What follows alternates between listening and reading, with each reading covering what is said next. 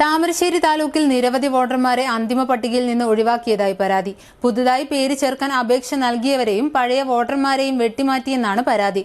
ഇത് സംബന്ധിച്ച് വോട്ടർമാർ പരാതി നൽകിയെങ്കിലും വോട്ടവകാശം ലഭ്യമാക്കാനുള്ള നടപടി ഉണ്ടായിട്ടില്ല. ഓമശ്ശേരി പഞ്ചായത്തിലെ കൂടത്തായി ചാമോറ 47-ാം നമ്പർ ബൂത്തിൽ നിരവധി പേർക്കാണ് വോട്ട് ചെയ്യാനുള്ള അവകാശം നിഷേധിക്കപ്പെട്ടത്. വോട്ടർ പട്ടികയിൽ പേര് ചേർക്കാൻ പുതുതായി അപേക്ഷ നൽകിയ ചാമോറ പടിഞ്ഞാറേത്തടത്തിൽ അശ്വജിത്തിന് 48-ാം ബൂത്ത് BLOയ്ക്ക് മുമ്പാകെ കൂടിക്കാഴ്ചയ്ക്ക് ഹാജരാവാൻ സന്ദേശം ലഭിച്ചിരുന്നു. ഇത് പ്രകാരം ഹാജരാവുകയും അപേക്ഷ 47-ാം നമ്പർ ബൂത്തിന്റെ BLOയ്ക്ക് കൈമാറുകയും ചെയ്തു. എന്നാൽ അന്തിമ വോട്ടർ പട്ടിക വന്നപ്പോൾ അശ്വജിത്തിന്റെ പേരില്ല. നിയോജക മണ്ഡലം കൂടത്തായി 47-ാം നമ്പർ ചാമോറ ബൂത്തിലെ അശ്വജിത്ത് പേരാണ് ഞാൻ. വോട്ടർ പട്ടികയിൽ പേര് ചേർക്കാനായി അപേക്ഷ ഞാൻ കൊടുത്തിരുന്നു. അത് പ്രകാരം 48-ാം നമ്പർ ബൂത്തിലേക്കാണ് എൻ്റെ പേര് വന്നത്. 48-ാം നമ്പർ ബൂത്തിലെ BLO ആയ കമല KP എന്നെ ഹിയറിങ്ങിന് വിളിക്കുകയും എൻ്റെ സർട്ടിഫിക്കറ്റുകളെല്ലാം ഞാൻ ഹാജരാക്കുകയും ചെയ്തതാണ്.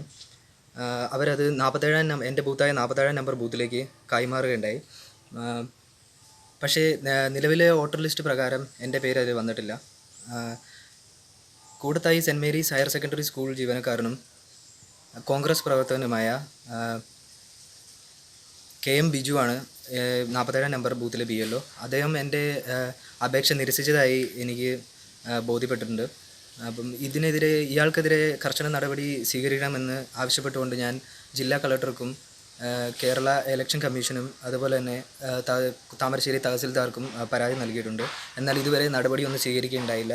കൂടത്തായി സെന്റ് മേരീസ് ഹൈസ്കൂൾ അധ്യാപകനും കോൺഗ്രസ് പ്രവർത്തകനുമായ BLO മനഃപൂർവ്വം പട്ടികയിൽ നിന്ന് ഒഴിവാക്കിയെന്നാണ് ആരോപണം.